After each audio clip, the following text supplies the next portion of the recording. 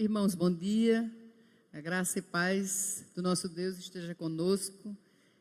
Domingo passado, quando eu vi Isaac dando aula aqui embaixo, eu disse, eu vou descer também. Embaixo fica melhor, fica mais próximo e parece que a gente está na sala de aula, né? Então, aos pouquinhos, nós estamos voltando quase que à normalidade, certo?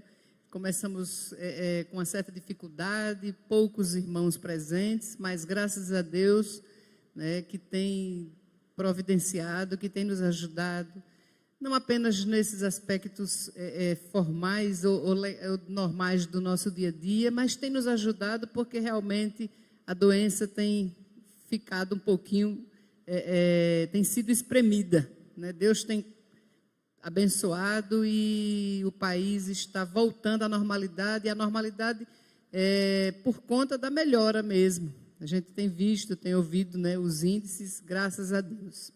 Então, nós estamos aqui hoje mais uma vez, e quando o professor pega para começar a aula, na verdade, tudo que passou antes, o início, o culto, a palavra do pessoal da direção, o pessoal do louvor, a palavra do pastor, tudo isso já foi aula. Tudo isso já foi um culto ao nosso Deus. Nós vamos apenas debater mais um pouquinho, aprender, mas inclusive alguns textos que foram lidos hoje são os textos da nossa lição. Então, nós vamos estudar, estamos com a revista Ensinos do Reino, inclusive se algum irmão ainda não tem, pode procurar lá na secretaria, Chico, e eu creio que tem revistas ainda. Então, Ensinos do Reino, nós estamos hoje com a terceira lição.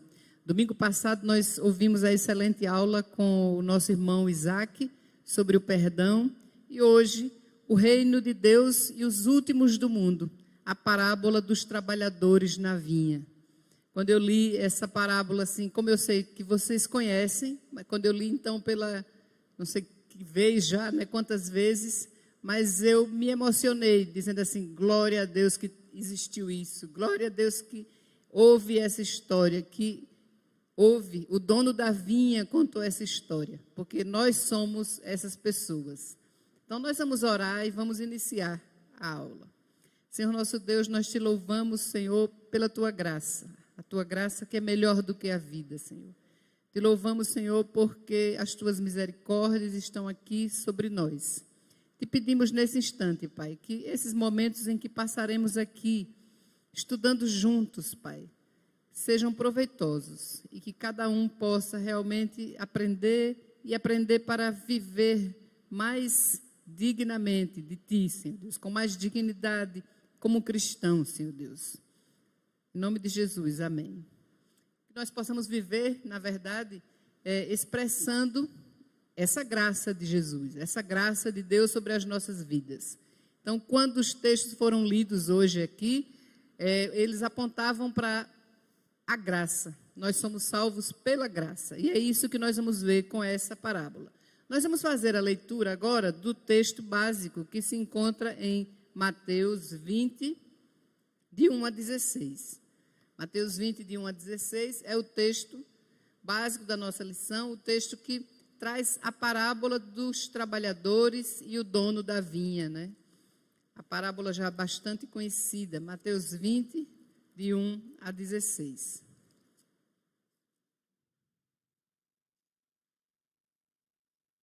O texto diz assim, a parábola dos trabalhadores na vinha. Porque o reino dos céus é semelhante a um dono de casa que saiu de madrugada para assalariar trabalhadores para a sua vinha. E tendo ajustado com os trabalhadores a 1 denário por dia, mandou-os para a vinha. Saindo pela 3ª hora, viu na praça outros que estavam desocupados e disse-lhes, ide vós também para a vinha e vos darei o que for justo. Eles foram. Tendo saído outra vez, perto da hora 6ª e da hora 9ª, procedeu da mesma forma. E saindo por volta da hora 1/10, encontrou outros que estavam desocupados e perguntou-lhes, por que estivestes aqui desocupados o dia todo? Responderam-lhe, porque ninguém nos contratou. Então lhes disse ele, ide também vós para a vinha. Ao cair da tarde, disse o senhor da vinha ao seu administrador, chama os trabalhadores e paga-lhes o salário, começando pelos últimos, indo até os primeiros. Vindo os da hora 1/10, recebeu cada um deles um denário. Ao chegarem os primeiros, pensaram que receberiam mais, porém, também estes receberam um denário, cada um. Mas, tendo-o recebido, murmuravam contra o dono da casa, dizendo: estes últimos trabalharam apenas 1 hora, contudo os igualastes a nós, que suportamos a fadiga e o calor do dia. Mas o proprietário, respondendo, disse a um deles: amigo, não te faço injustiça. Não combinaste comigo um denário? Toma o que é teu e vai-te, pois quero dar a este último tanto quanto a ti. Porventura não me é lícito fazer o que quero do que é meu? Ou são maus os teus olhos, porque eu sou bom? Assim os últimos serão os primeiros, e os primeiros serão últimos, porque muitos são chamados, mas poucos escolhidos. Amém. O texto é bastante conhecido, né, pessoal? Mas quantas pessoas, ou quantas vezes, será que nós não ouvimos ou lemos esse texto e achamos ou pensamos da mesma maneira como aqueles que foram pagos e receberam a mesma coisa? Alguém já achou? Já achou assim, que coisa mais injusta, né? Um trabalhou o dia todo, ganhou X. O outro trabalhou 3 horas, ganhou o mesmo valor. O outro 2 horas, o mesmo valor. O outro 1 hora, porque os da hora 1/10 são os que foram contratados às 5 da tarde. E como o dia, né, judaico fecha às 6 horas, às 18 horas, né? Aí ele trabalhou só 1 hora e ganhou o mesmo que aquele que foi contratado lá na primeira hora da manhã. Para que ele comece a falar sobre a hora terceira, que a hora terceira é 9 horas, depois a hora sexta, meio-dia, a hora nona, 3 horas da tarde, aí vai até o final do dia. Alguém já achou também? Alguns irmãos já balançaram a cabeça, né? Alguém já achou também. E aí é interessante a maneira como o dono da vinha, o Senhor, interpela e responde àquelas pessoas que estavam achando que era injusto. Quando ele diz assim: amigo, por acaso eu não paguei a você o que eu acertei? Ou você é mau porque eu sou bom? Né? Você está achando que eu sou bom, por isso você vê com maldade. Ou seja, o que ele acertou com ele, ele pagou. Então, ele não foi injusto. Repare que lá pelas tantas, ele diz assim: vocês vão receber o que é justo. Então, o que foi acertado, como é que diz aí o ditado, né? O que é acertado não é caro, né? O que é combinado não é caro. Então, ele combinou no início com aqueles primeiros que seria um denário.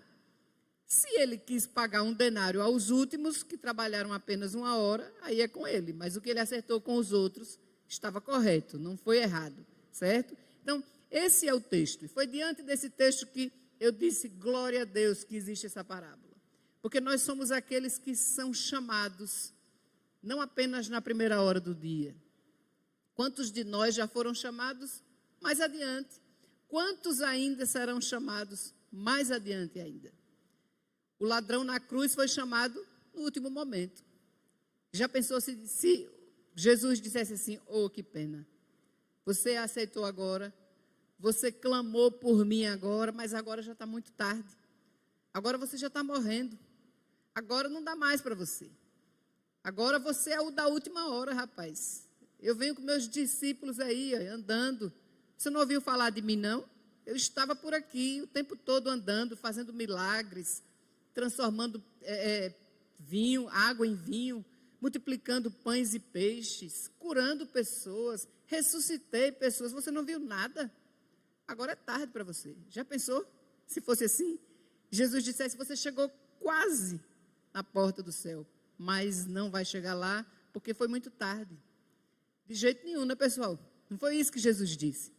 Quando aquele ladrão na cruz se voltou para ele, para Jesus, e disse: lembra-te de mim quando entrares no teu reino. Ele disse o quê? Hoje mesmo estarás comigo no paraíso. Né? Esse hoje mesmo traz até polêmica, né? Para aqueles que não acreditam que a gente morre e na hora tem destino certo. Mas foi isso que Jesus disse, né? Hoje estarás comigo no paraíso. Ainda que Jesus tenha ido ao Hades primeiro, porque ele tinha que levar os pecados todos de todo mundo, ele tinha que passar por aquilo, mas ele também, espírito, ele já estava em direção do paraíso. Então, graças a Deus que há essa variação, porque senão a história já teria acabado, né? Nós vamos escutar agora uma música, que é inclusive a sugestão do articulista da lição, que a gente escute ou pesquise, leia a letra da música de Estênio Márcios. Essa música é linda, eu já quis cantar, já quis fazer um solo com ela, mas a voz de Estênio Márcios, assim, o tom, tudo é muito diferente, né, do meu e de muita gente, aí não deu ainda. Pode colocar, André, a música e a letra.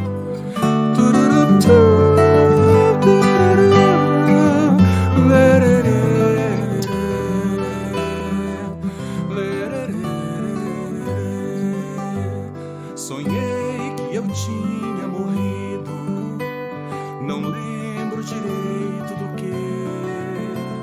Me vi frente a um alto e belo portão, com a placa escrito céu. Bati com um certo receio, um anjo saiu pra atender. Me disse, pois não, eu falei, quero entrar, pois aí é o meu lugar. O anjo me disse, curioso, eu não acho seu nome em nossos registros. Eu disse, procure num livro antigo, escrito antes que houvesse mundo, e ali achará com a letra do rei meu nome em tinta vermelha.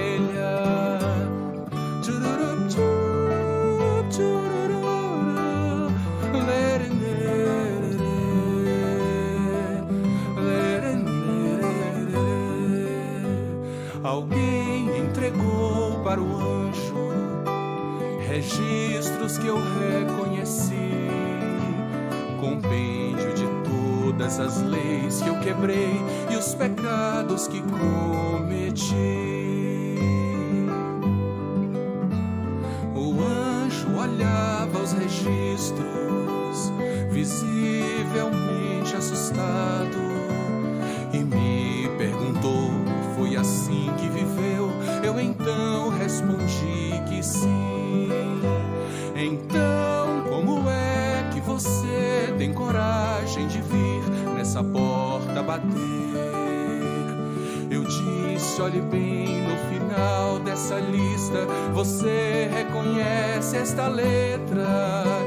E o anjo sorrindo me disse, é verdade, o rei escreveu perdoado.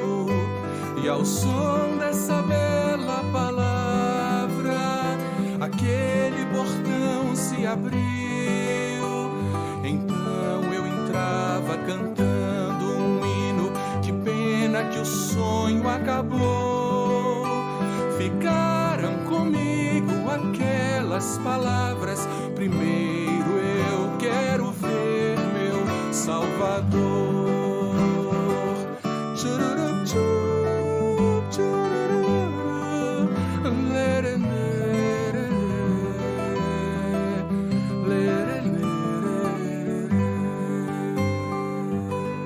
Amém. Se puder deixar a letra aí um pouquinho, André, pode colocar no início só a letra para a gente ir vendo. Então veja só, não sei se vocês sentem o que eu sinto quando escuto essa música, tá, pessoal? Mas é emocionante, porque nós não somos sem culpa. Nós não contratamos um advogado, Jesus não é o nosso advogado para enganar lá no dia do julgamento e dizer, não, ele é inocente. Não, nós somos culpados mesmo.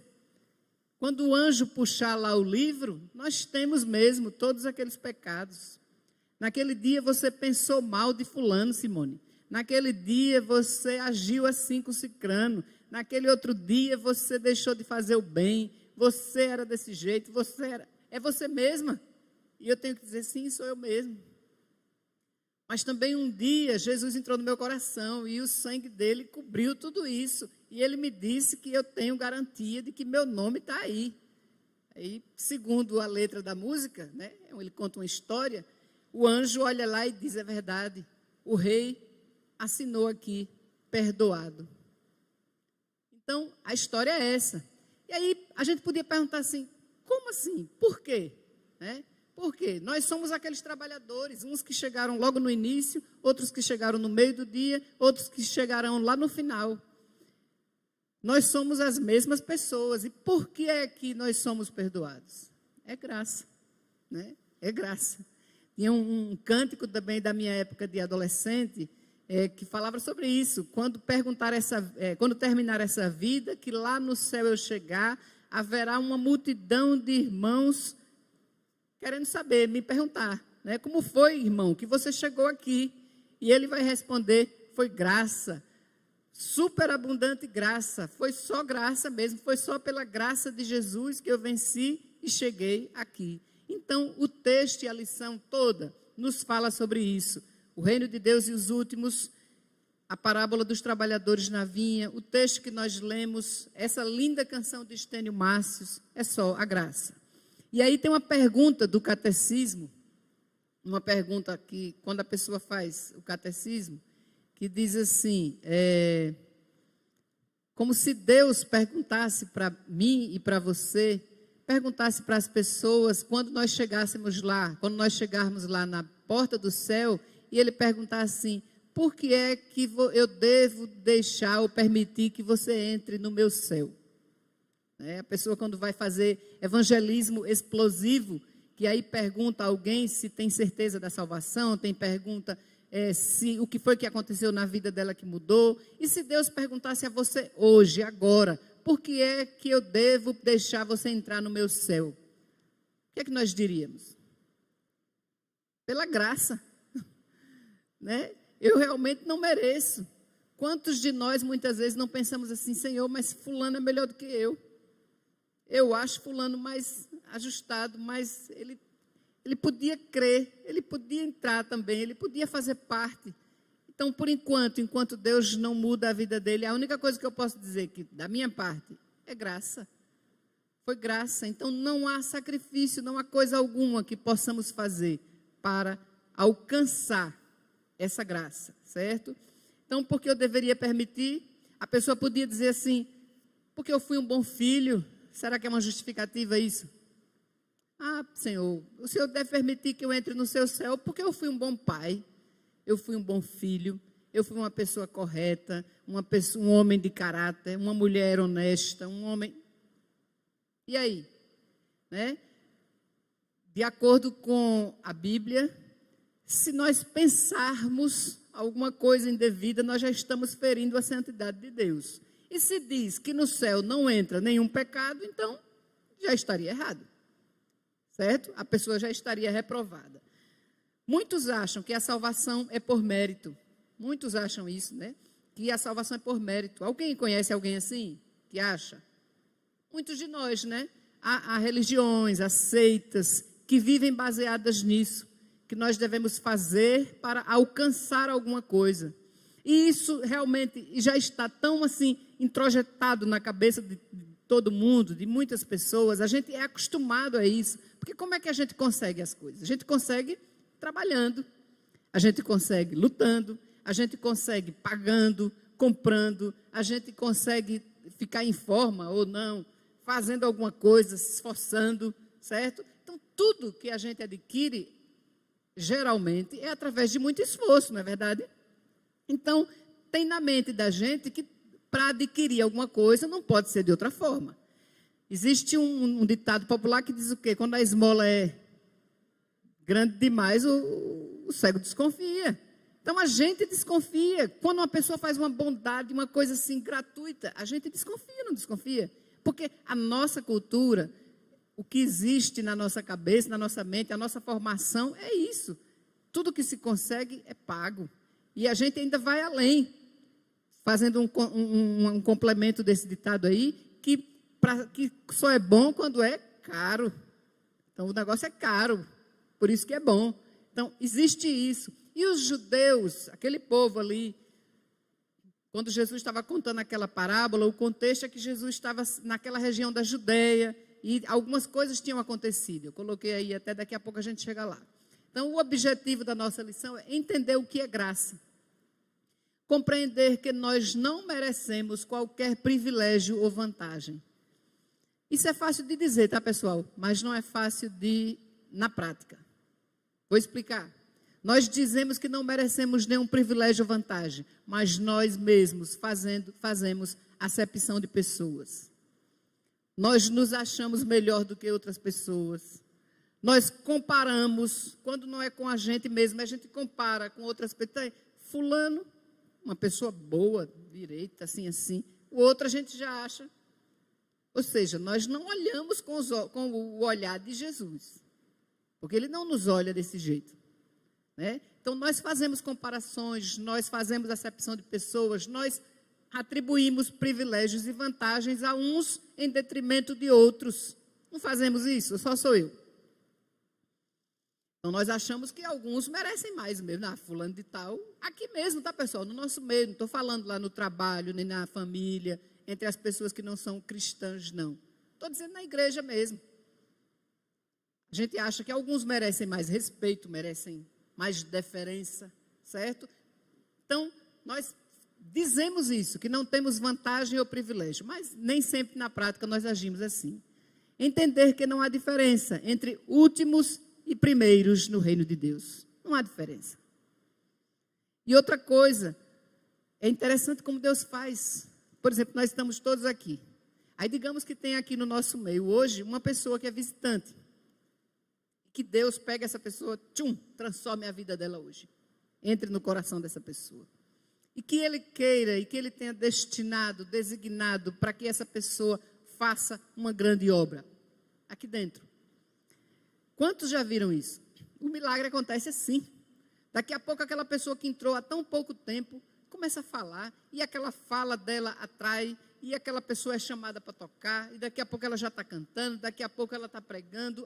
Alguém já viu isso no meio da igreja? Sem diferença, pessoal. Ou seja, sem Deus chegar assim e dizer, agora é o seguinte, você está entrando numa igreja que tem 74 anos, 70 e tantos anos. Aí você tem que seguir, você tem que ficar na fila, viu, meu irmão? Você agora vai ficar na fila. Primeiro deixe passar seu antenor, deixe passar nada, já deixe passar estofo, deixe passar o mi. Depois, quem sabe, você vai ter a oportunidade. É assim que Deus faz? De jeito nenhum. Às vezes pega aquela pessoa que chegou, está tão fresquinha ainda, né? Está ali, começando a história, mas ele muda assim, tudo, transforma. E a gente vê aquela pessoa despontando ali dentro, fazendo uma obra grande. Pode falar, Manuel. Se quiser, eu levo o microfone aí.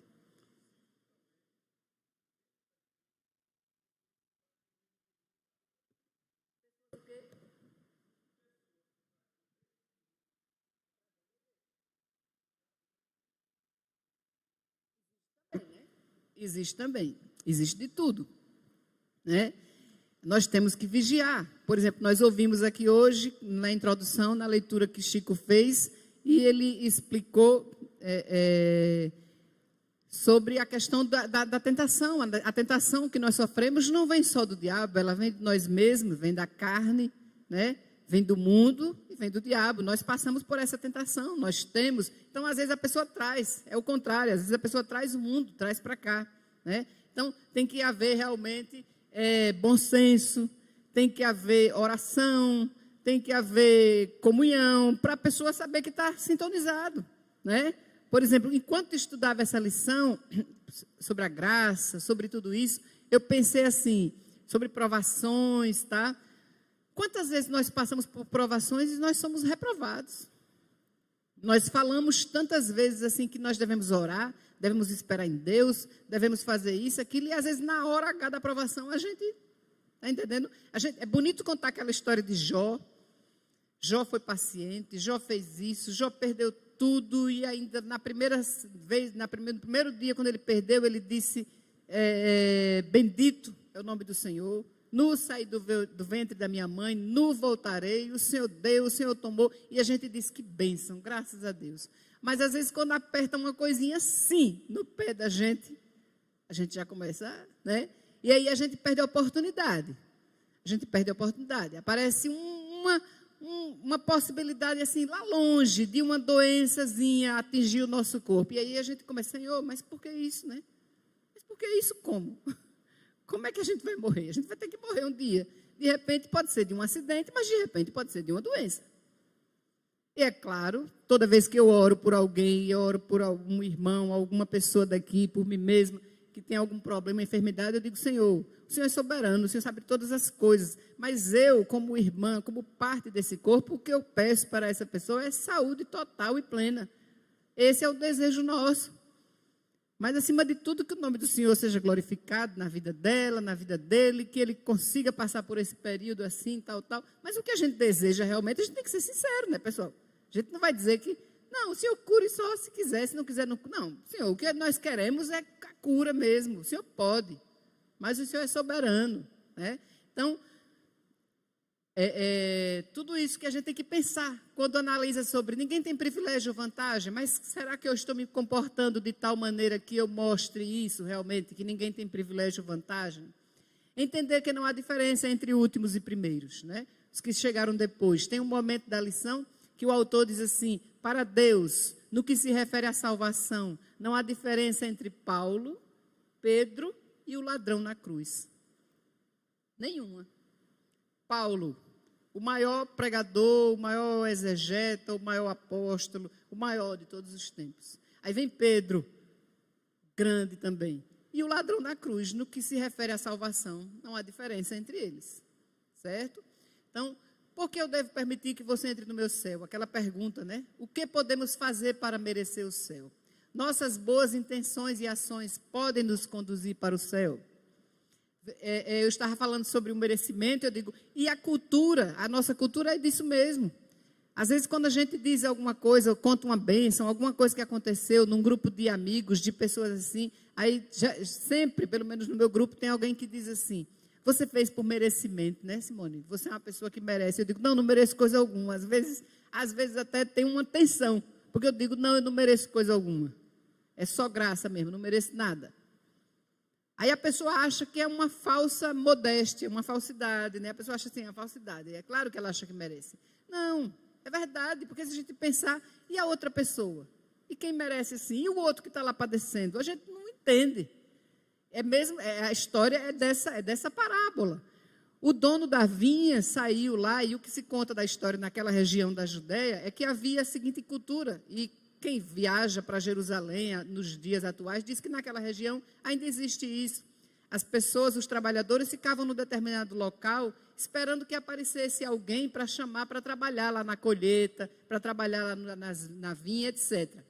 E aí, você vê que o dono da vinha, que é representado aqui, é Deus, na verdade, ele não chega lá e diz assim, vamos todos, me sigam, e dá uma voz assim, forte, em alto e bom som, e chama todos. Ele faz assim, ele vai, alguns trabalhadores que estavam lá esperando na hora terceira, ou seja, 9 horas, depois ele vai meio-dia, depois ele vai 3, ele vai atrás, ele vai lá buscar. E quando ele chega naqueles da hora 1/10, interessante que ele pergunta assim, vocês ficaram aqui o dia todo? Por que ficaram aqui o dia todo assim? Porque ninguém me chamou. Ninguém me chamou para a colheita, ninguém me chamou para trabalhar. Ele disse, então vamos, vocês também. Mas você viu que não é aquela coisa assim, universalista, né, pessoal? Que é aquilo também que a gente poderia discutir aqui, chegar já em outra ideia, né? Daqueles que não creem, daqueles que não acreditam que existe inferno e que no final todos serão salvos. Ele não fez uma coisa assim, não foi um chamado desse jeito. Ele foi à procura dos trabalhadores, mas ele não foi dando uma voz para que todo mundo que estivesse naquele lugar fosse atrás dele, né? Então, o tempo da igreja garante ao crente alguma vantagem perante Deus? Garante, pessoal. A pessoa chega assim e diz, olha, eu peço, pelo amor de Deus, eu estou aqui há 30 anos. Eu nasci num lar evangélico. O que você acha? Não garante, né, pessoal? A gente sabe que não garante. Mas, infelizmente, muitas pessoas vivem se enganando, como se isso garantisse. Não é verdade? Algumas pessoas tentam ser mais reais, mais honestas, e elas dizem assim, eu nasci num lar evangélico, mas hoje realmente eu estou fora, eu não sigo, eu não tenho. Não, mas tem outros que se enganam. Quando alguém pergunta assim, você é que religião? Não, na verdade, eu não frequento nada, mas eu sou crente.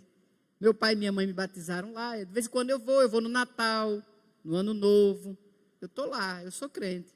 A pessoa se engana. Mateus 8,12, é bom, porque Manuel disse assim, Mateus 8,12, alguém abre, tá, pessoal? Mateus 8,12, provavelmente explica alguma coisa aí sobre esse assunto que nós estamos tratando. Então, na comunidade cristã, qual deve ser a postura do crente, conforme a orientação de Mateus 20, 25, 28? Aí eu quero que vocês abram aí. Mateus 20, 25, 28.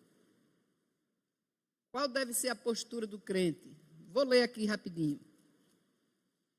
Então, Jesus chamando-os disse, sabeis que os governadores dos povos os dominam e que os maiorais exercem autoridade sobre eles. Não é assim entre vós?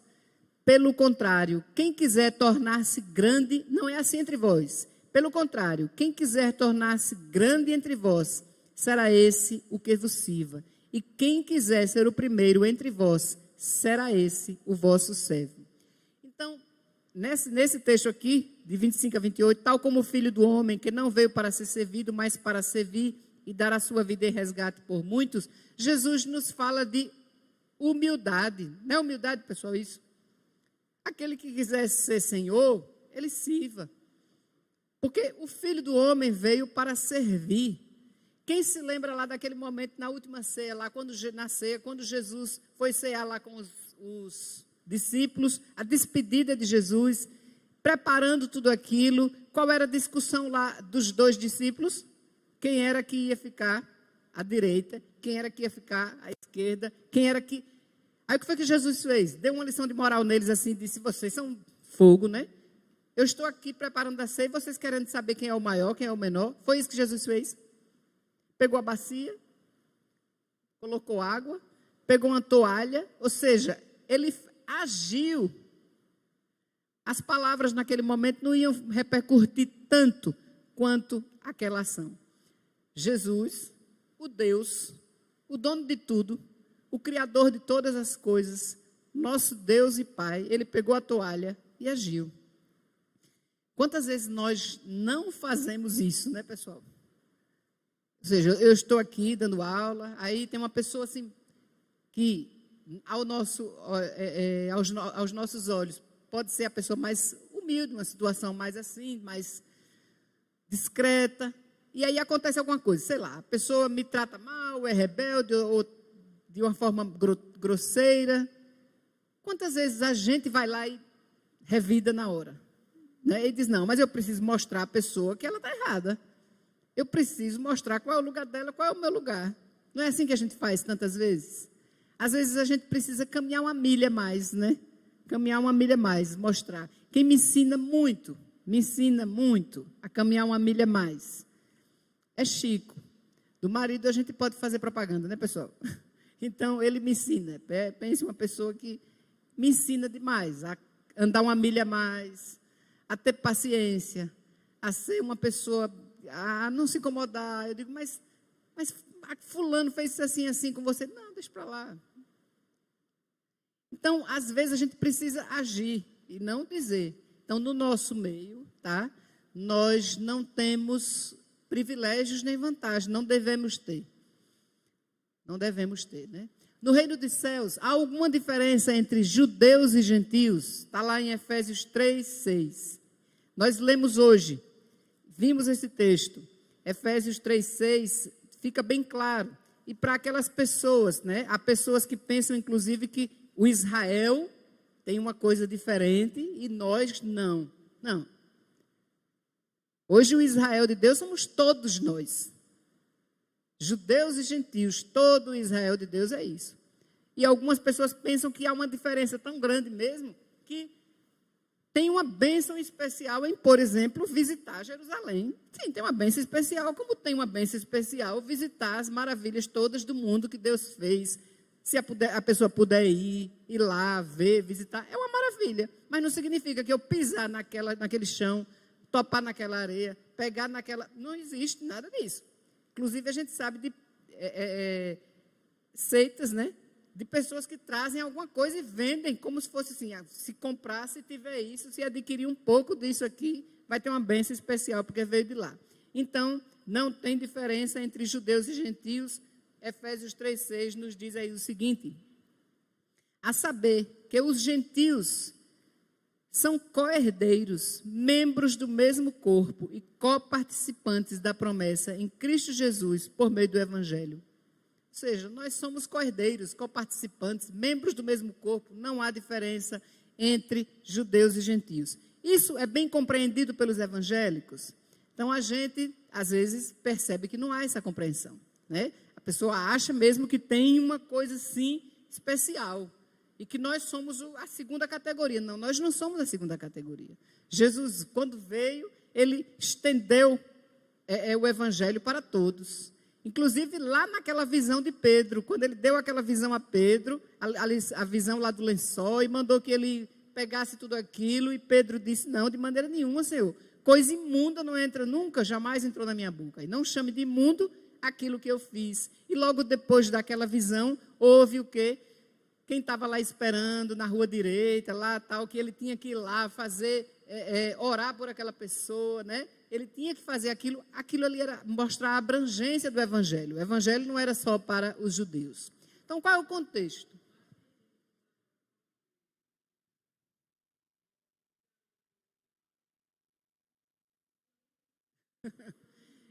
Exatamente. A irmã Ana está dando um exemplo assim, que às vezes a pessoa já é convertida, mas ainda tem aqueles preceitos. Por exemplo, ela deu um exemplo de coisas de alimentação. Não tem isso, né? A pessoa é convertida já em Cristo, foi Jesus que me salvou, é só por Jesus, ele é o caminho, a verdade e a vida, mas isso aí eu não como não, porque isso aí... Mas o que é que Paulo fala sobre isso, pessoal?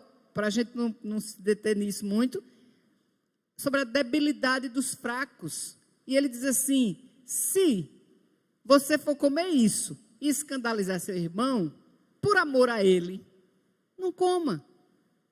Tranquilo. Não é verdade? Deixa para lá.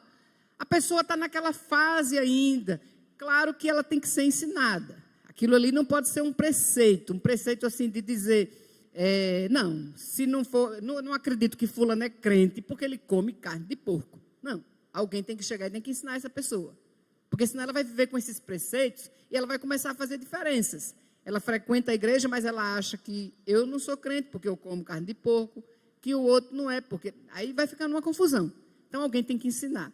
Mas quando Paulo fala lá, ele fala justamente assim, que se o meu amor pelo meu irmão não for capaz de fazer com que eu ceda a alguma coisa, esse amor é muito fajuto, né? Esse amor está muito... Por exemplo, a gente não tem problema, assim, a vestimenta do crente tem que ser o quê? Com decência. Com decência, né? Mas a gente não tem problema de uma mulher vestir uma calça comprida, a gente não tem esse problema. Mas tem algumas igrejas genuinamente evangélicas que têm. É como se fosse assim, uma regra. Então, por que é que eu vou para lá de calça comprida? Só para escandalizar os outros? Só para dizer que eu sou a tal? Não, no dia que eu for lá, eu vou de uma saia longa. Agora, uma saia longa de verdade, né, pessoal? Porque também tem uma saia longa. Ontem mesmo a gente passou por uma moça com uma saia longa, mas a abertura começava aqui em cima, certo? Então, não adiantava. Dava um passo, via tudo. Então, isso aí, essas dificuldades que a pessoa tem, realmente a gente tem que ir aprendendo a conviver e realmente por amor. O que foi falado hoje desde o início foi que nós somos um corpo, nós somos a igreja. Como é que nós expressamos que somos mais bondosos? Por exemplo, às vezes a gente ora pedindo assim, Senhor, que o fruto do Espírito revigore dentro de mim. Quais são os frutos do Espírito? Bondade, misericórdia, longanimidade, paciência, amor, tal. Mas, às vezes, na primeira ação, a gente acaba com tudo, não é verdade? Essa semana eu estava escutando uma mensagem, fazendo os serviços de casa, e estava lá escutando alguma coisa. E aí, minha filha ainda tem algumas audiências que são feitas em casa mesmo, e antes de ir para o escritório, ela estava fazendo uma audiência em casa. E eu estava passando caladinha para não aparecer, para não falar, tal. Aí ela me disse alguma coisa, depois me perguntou outra, e eu me chateei com alguma coisa e respondi, meio áspera. Aí voltei para o quarto e estava lá escutando. Aí eu pensei, meu Deus, eu estou escutando a mensagem. Ela me perguntou alguma coisa. se eu contar a história, vocês vão dar razão a mim, tá? Mas eu não vou contar, não. Mas eu não podia ter respondido daquele jeito. Porque ela vai pensar assim, que adianta aí, escutando a mensagem, vai para a igreja no domingo, mas me respondeu daquele jeito, certo? Então, aí na mesma hora eu voltei lá e quando ela desocupou, Beatriz, desculpe, viu, se eu lhe respondi com grosseria, desculpe. E aí, na hora que eu pensei em pedir desculpa, eu pensei em me justificar, em dizer, mas você também falou assim, assim. Aí, na mesma hora, eu pensei, não, um dia desse eu escutei uma mensagem sobre perdão, que não é para a gente se justificar, é para assumir a culpa e pronto. Se a pessoa quiser dizer outra coisa, diga, mas a gente tem que assumir. Pode falar, irmã.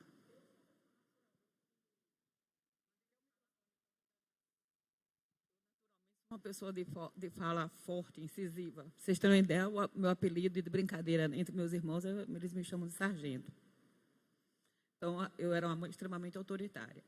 Então, saber falar foi uma coisa que eu aprendi com a minha filha mais velha. Um dia ela disse assim para mim, mãe, a senhora pode dizer tudo que a senhora quiser dizer, desde que a senhora saiba como. É muito fácil a senhora dizer, que horror, você está feia. Ou dizer assim, filha, isso aí não ficou legal. Vocês escutaram, né, irmãos? Às vezes a gente pode dizer qualquer coisa, mas tem que saber como dizer, o que falar, como dizer a pessoa. Então, como eu disse, se eu contasse a história, talvez vocês me dessem razão. Mas na hora que eu respondi, realmente eu fui áspera. E eu percebi, mãe sempre tem razão, né? E eu percebi que eu fui áspera. Eu disse, melhor eu pedir perdão, porque senão essa mensagem que eu estou ouvindo vai ser motivo de chacota.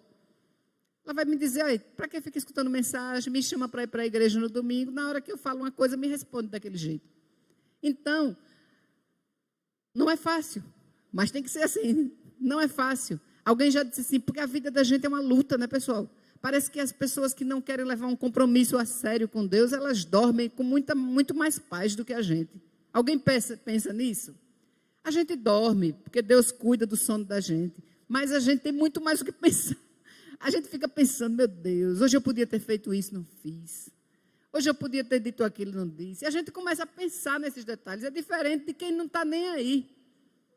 De quem vive desse mundão, como fosse fazendo o refrão daquela música, estou nem aí, estou nem aí. A pessoa não está nem aí. Se infringiu uma lei, se fez alguma coisa errada, se não cumpriu isso, se não cumpriu aquilo, a pessoa não se incomoda, pessoal. Não é verdade? Não se incomoda. Dorme em paz. Dorme em paz. A gente está numa luta aí, em oração por uma questão, e a gente fica impressionado com uma pessoa do outro lado, da outra parte, não está nem aí. Porque a pessoa não tem na cabeça, né? O que a gente tem. Salmo 3,8. A gente vai abrir. Abra aí, pessoal. Salmo 3,8. Em paz me deito e logo pego no sono, porque o Senhor cuida de mim, né? Tem outro salmo que eu acho que é o Salmo 6, que diz assim, pela manhã eu entrego a minha queixa e fico esperando até a noite.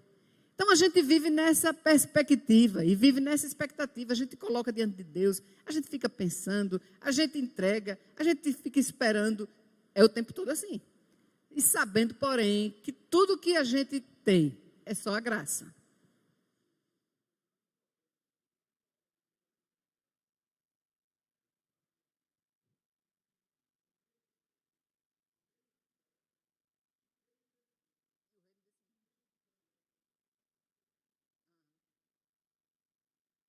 O reino de Deus, o reino dos céus e o reino desse mundo, né?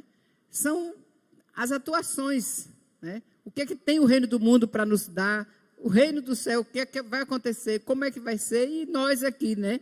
Então, muitos acham que a salvação é por mérito, mas o contexto era o seguinte, Jesus estava naquele território da Judéia, lá em Mateus 19, se vocês quiserem ler. E apareceram a ele os fariseus, primeiro falando alguma coisa e perguntando sobre o divórcio.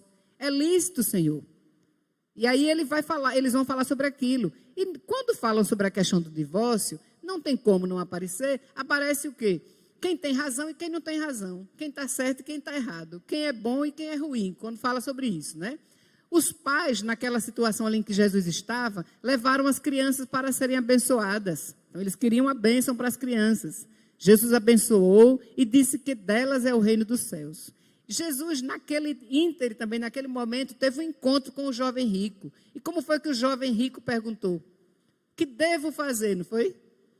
Ou seja, as pessoas, nós achamos que devemos fazer alguma coisa para alcançar a vida eterna.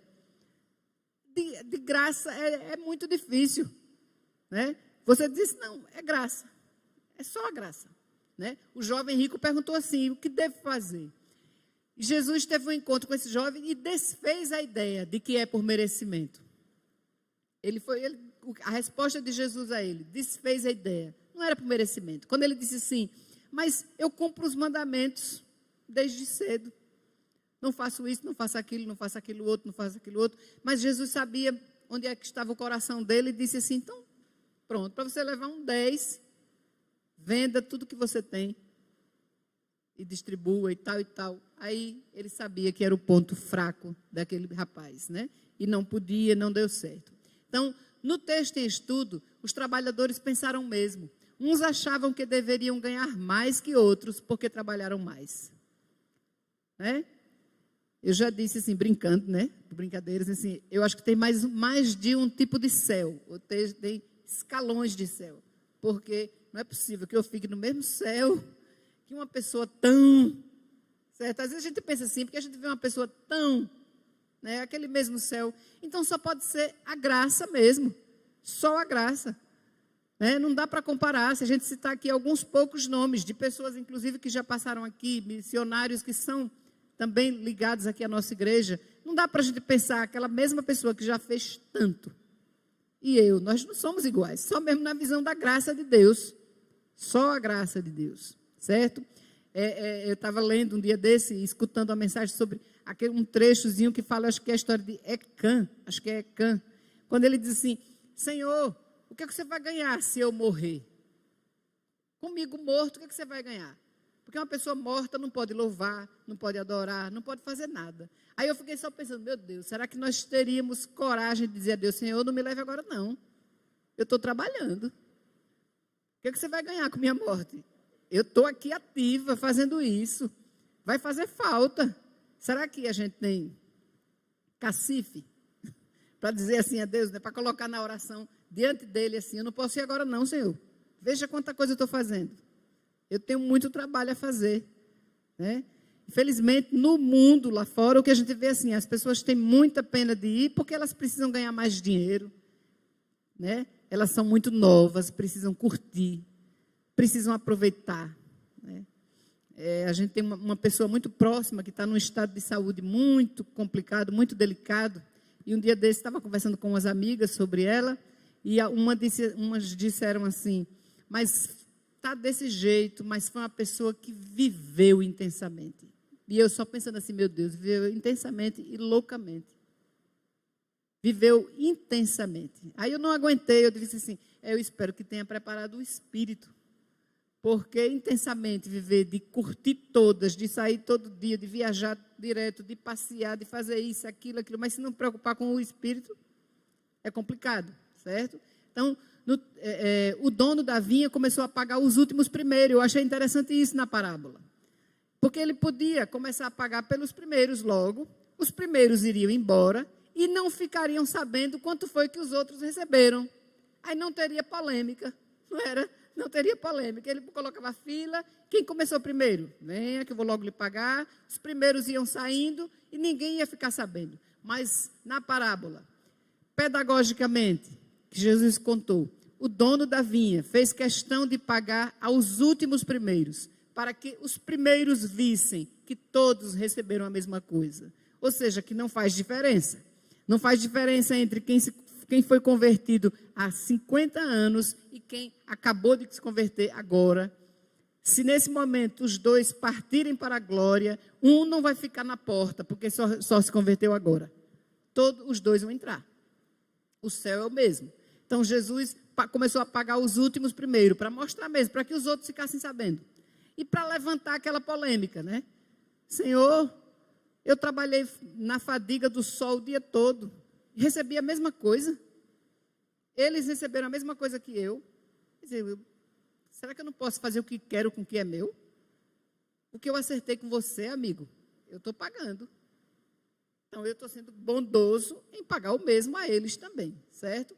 Então, o dono da vinha começou a pagar os últimos, para que os outros vissem. Os judeus foram chamados primeiro, mas o evangelho seria pregado para os gentios também, que somos nós. Glória a Deus por essa parábola. Senão, nós estaríamos perdidos, né? Senão, nós estaríamos perdidos. A mensagem chegou para a gente também. Todos recebem o mesmo. A visão do Senhor da vinha. O dono da vinha é a figura dominante. Ele representa o próprio Deus. Ele tem uma visão ampla das necessidades da vinha. Sai várias vezes para recrutar trabalhadores. Já viram isso? Quando a gente pensa, às vezes, que a coisa está ficando parada, assim, não está acontecendo nada, a igreja, aí o Senhor manda, né? Manda, assim, algumas pessoas novas, novos convertidos, gente que vai chegando. Então, vai lá e toca no coração de um, toca no coração de outro, renova, levanta. Quantas vezes, eu dizia de vez em quando assim, que uma divisão de igreja nunca é uma coisa boa. Sempre traz problemas. Muitos se perdem no caminho, porque na hora que divide, alguns vão para um lado, outros vão para o outro, e nesse caminho muitos se perdem. No entanto, Deus sempre abençoa a igreja que começa a se formar, não é verdade? Porque ali naquele lugar vai ter gente, vai ter povo, vai ter alvo daquela graça. E aí, não importa. Sim. Uhum.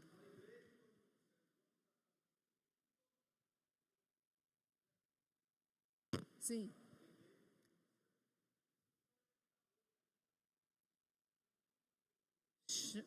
Exatamente. Não está percebendo. Exatamente. E aí, a gente fica assim, como é que é a oração da gente, né? A gente, Senhor, tenha misericórdia. Tenha misericórdia da humanidade. A gente tem que orar do mesmo jeito, pessoal, como Abraão orou. Pedindo misericórdia, Senhor, mas se houver aqui 50 justos, o Senhor tem misericórdia dessas duas cidades? Aí o Senhor dizia como? Se houver 50, eu vou ter misericórdia. Mas se não houver 50, se houver apenas 40, 30, 10, ele foi baixando. E nós temos que orar assim também, pedindo a Deus essa misericórdia. Porque a gente sabe também que Deus é soberano, mas a gente sabe que, inclusive, quando ele disse a Moisés, por exemplo, que fosse lá para libertar o povo do Egito, o que é que ele disse a respeito de Faraó? Eu vou endurecer o coração dele e ele não vai se arrepender. Ou seja, mesmo Deus dizendo isso, eu vou fazer isso, a gente tem que pedir misericórdia. A gente não pode se colocar naquela posição também, eu não vou fazer nada não, porque Deus é quem mexe no coração. É o Espírito Santo quem convence. Se Deus não quer, o Espírito Santo está convencendo, eu não vou fazer nada. Não pode ser assim.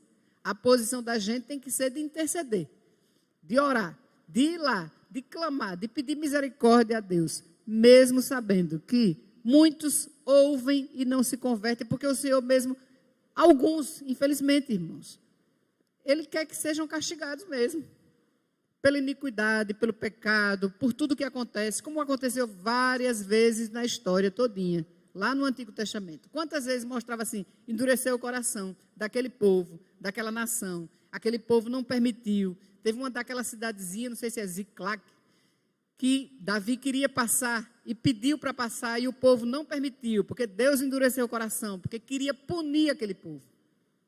Então,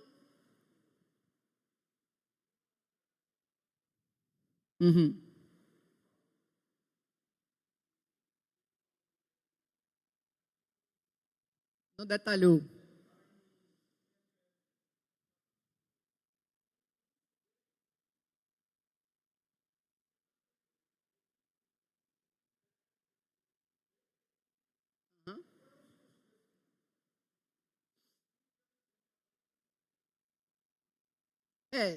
A idolatria, né? Não, e a gente acha interessante, pessoal, eu fico pedindo misericórdia mesmo. Sobre esse aí, específico da idolatria, eu mando algumas mensagens para pessoas muito queridas, muito devotas, tá? Mas a capa parece que não cai dos olhos. E eu achei incrível que um dia desse eu conversando com uma delas, ela me disse assim, Simone, está tão claro, né, nos mandamentos, né, que a gente deve fazer, obedecer a Deus. E eu só pensando, meu Deus, e os mandamentos, o primeiro e o segundo lá tão claro, não terá os outros deuses por imagem de escultura, não deve fazer. A pessoa não enxerga. Aí a gente realmente só deve pedir, não tem que ter raiva da pessoa não, pessoal, pelo amor de Deus. Orar, né? Porque infelizmente alguns pensam, alguns acham que é a pessoa, não, ela está cega, ela não está enxergando. A gente tem que orar pedindo a Deus misericórdia, pedindo que Deus tire a venda dos olhos, que ela consiga ver, que ela consiga ouvir, enxergar. São pessoas que a gente deve realmente amar, é o amor que vai mudar, que vai fazer alguma coisa, né? Pode ser que aquela pessoa que a gente não veja essa conversão. Pode ser que a gente não veja, né? Escutando um dia desse a biografia de Agostinho, a mãe de Agostinho, Ana, orou por ele mais de 30 anos. E um teólogo da época disse assim, um filho de tantas lágrimas não poderia se perder. Ou seja, Deus estava vendo, Deus estava honrando.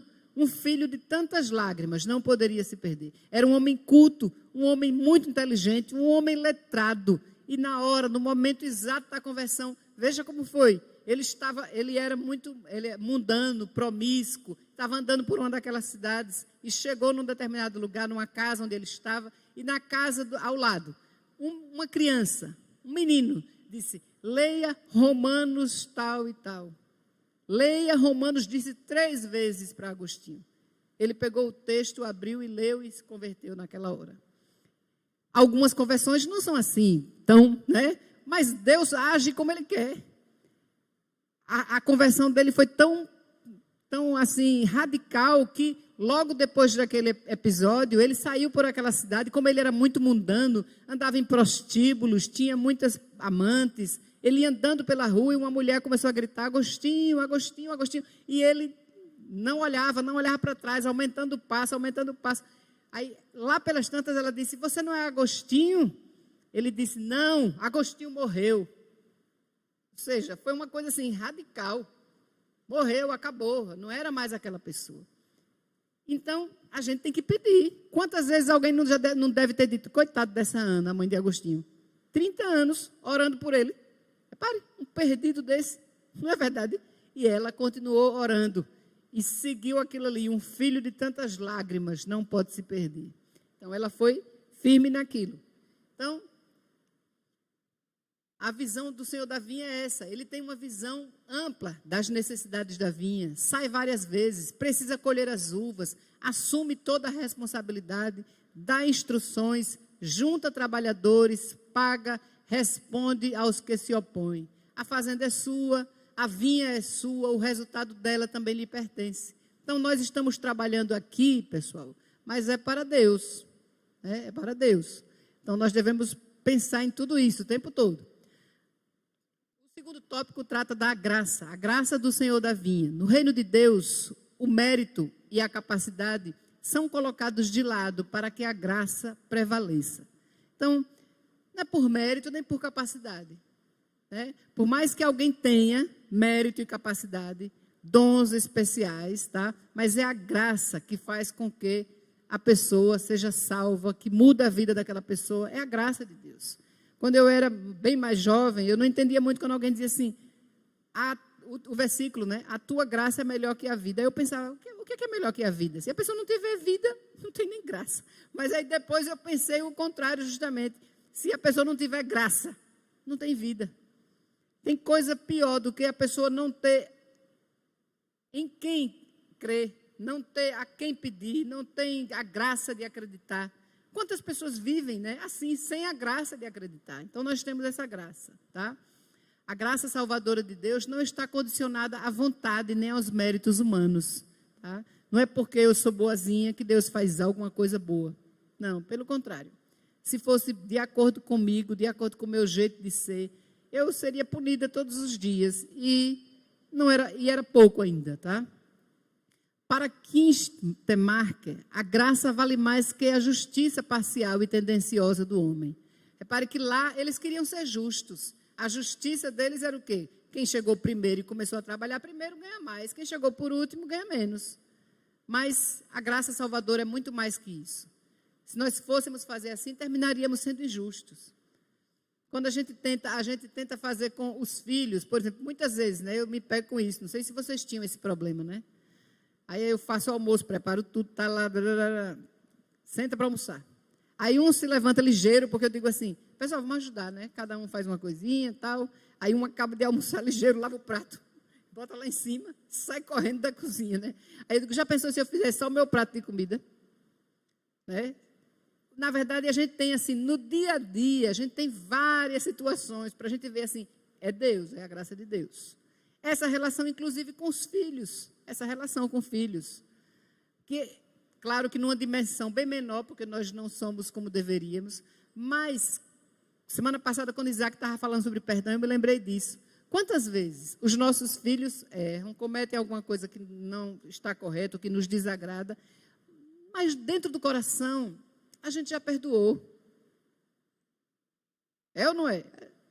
Ou você fica assim naquela, dizendo assim, quero que venha aqui agora falar comigo, que eu risquei o nome dele do meu caderno. Você diz, não. O normal, de pais normais, é que a gente já perdoou. Na verdade, a gente quer que a pessoa venha para ter essa comunhão, que a pessoa venha e seja humilde e reconheça, para a pessoa crescer. Mas a gente já perdoou. A gente não chega assim e diz assim, então faz o seguinte, de amanhã em diante você não tem mais isso, aquilo. Não, só se for com uma criança, um castigo normal que você diz, não fez a tarefa, eu vou tirar esse brinquedo, uma coisa desse tipo, né?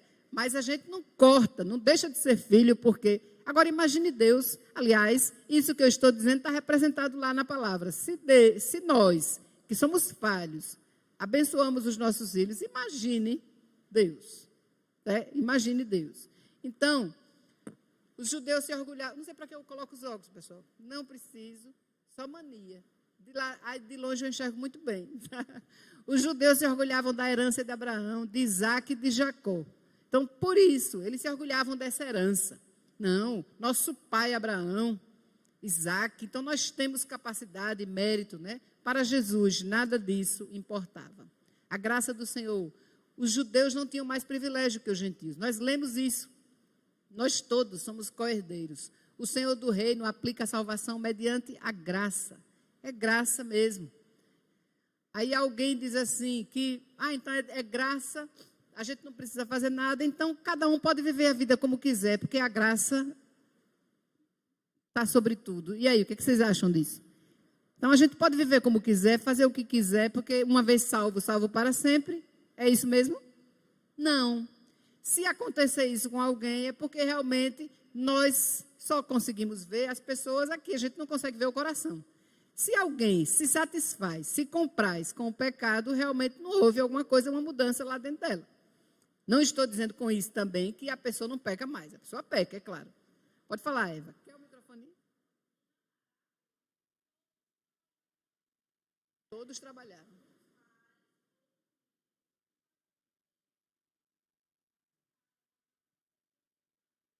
Certo.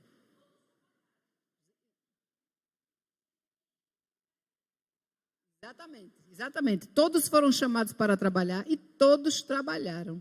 Né? Todos estavam lá trabalhando na vinha. Então, os critérios do Senhor da vinha. Os ouvintes de Jesus eram treinados na doutrina do mérito. Né? Que muitos tentam fazer tanto assim, que tudo seja pelo mérito, né? O jovem rico, ele perguntou, né? A mãe de Tiago e João, manda que no teu reino sente um de um lado, tudo do outro, Senhor. Mas os critérios de Deus são diferentes dos critérios do homem. Graças a Deus, né?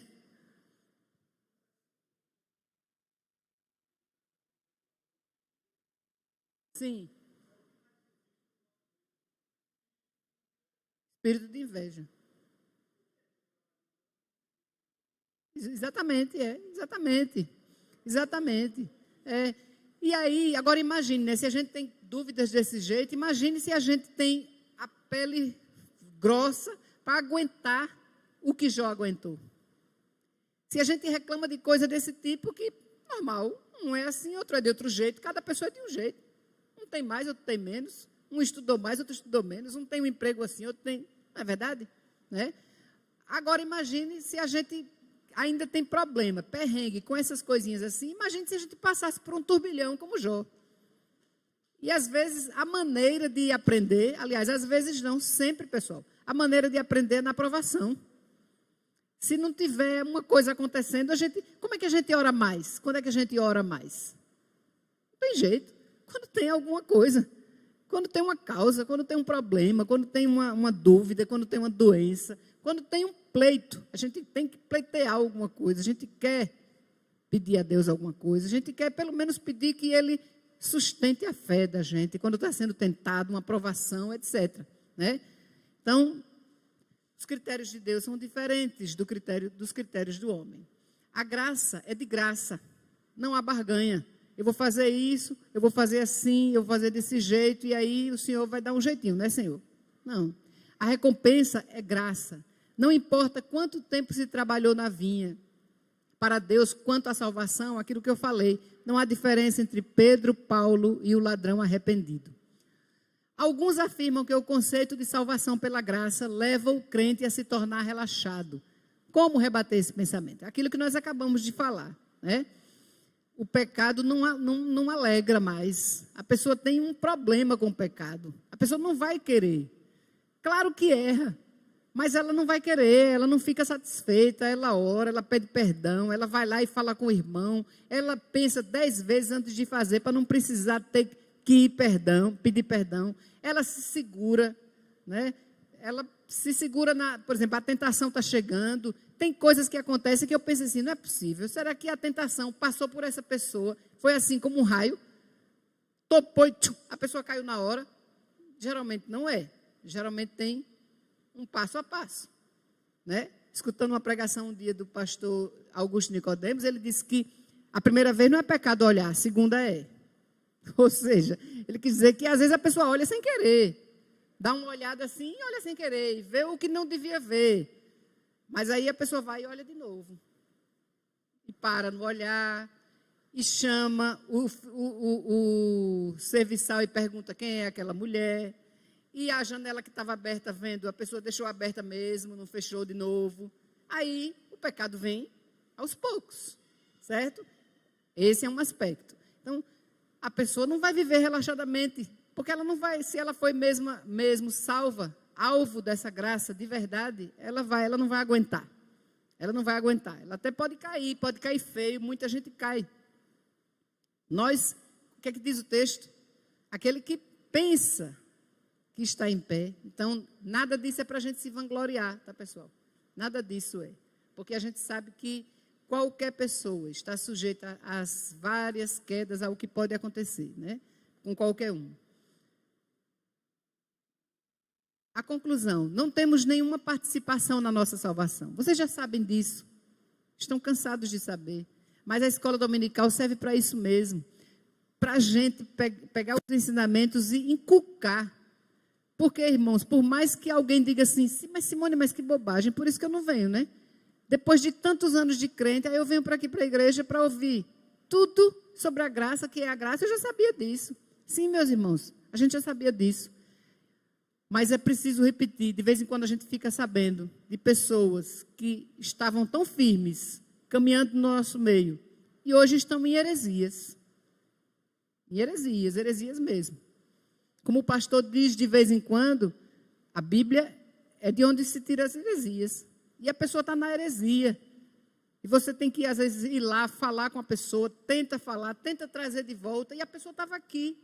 Aí alguém diz assim, mas não escutava não assistia à escola dominical, não participava, não via nada. Como é que aconteceu? Não sei, mas aconteceu. A gente fica sabendo das notícias assim, certo? Então, ela não se deve a qualquer esforço nosso, mas é uma obra graciosa de Deus. A salvação é só graça mesmo. Como devemos nos portar com relação às pessoas quanto à evangelização? Então, baseados em tudo isso que aprendemos, no trabalhador, o dono da vinha, aliás, no dono da vinha que vai lá atrás dos trabalhadores, na primeira hora, na terceira, na sexta hora, na nona, até na 10ª hora, como devemos nos portar com relação às pessoas quanto à evangelização?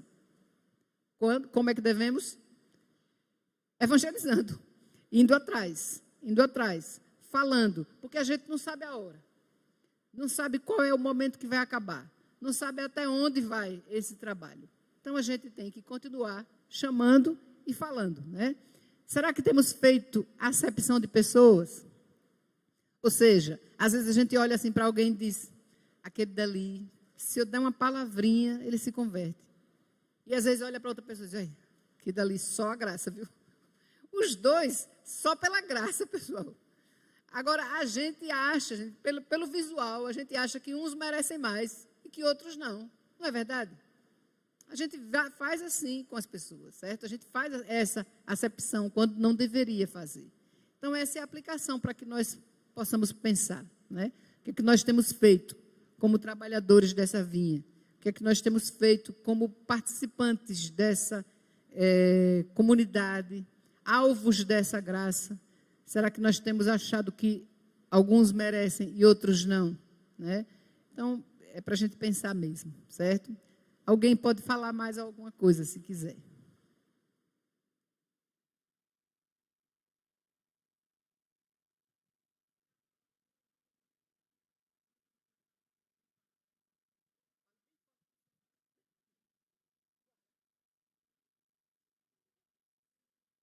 Você estava falando sobre o evangelismo e a acepção de pessoas. E nós fazemos isso mesmo, às vezes até inconscientemente, até sem a gente perceber. Pessoa mais bem vestida, tem melhor poder aquisitivo, a gente vai se aproximar. Mas o evangelismo ele está muito mais na vida que você mostra para essa pessoa perto de você. Né? Eu tenho a minha filha está no... Quem conhece a nossa família sabe que ela está lá no Chile, né? A caçula. E ela estava dizendo assim, minha mãe, eu vi uma história da seguinte maneira. Um grupo de missionários foram para um lugar bem remoto, e ela, como missionária, termina a saber, né, essas histórias todas. E eles estavam perguntando, né, sobre o evangelho, porque eles viram a mudança e alguns pedaços de Bíblia espalhados pela aldeia. E quando eles começaram a falar de Jesus e descrever quem era a pessoa de Jesus, sabe o que eles disseram? A gente conhece ele, a gente fala com ele todo dia. Ele estava passando ali, era um missionário. Pois é. Esse é um testemunho que já foi contado, né, aqui. Às vezes o missionário se porta no determinado lugar de uma forma tão piedosa que a imagem de Jesus é aquela pessoa. Eles estão sendo alvo daquele evangelismo e é aquela pessoa. Então é isso como a irmã disse. A nossa vida vai falar muito mais. É claro que às vezes a gente tem que ter o momento de dar uma palavrinha, mas a vida, uma vida piedosa, uma vida amorosa, é uma pessoa que ajude. Repare que muitas vezes nós ouvimos aqui o testemunho dos missionários, né? Acho que foi o missionário Marcelo. Quantos anos ele passou lá sem fazer o evangelismo assim diretamente, como a gente acha que é, perguntando se a pessoa aceita, se não aceita. Não, trabalhando naquelas tribos, ajudando, ensinando a língua, ajudando nos afazeres domésticos, dando alguma coisa, fazendo serviços de enfermagem.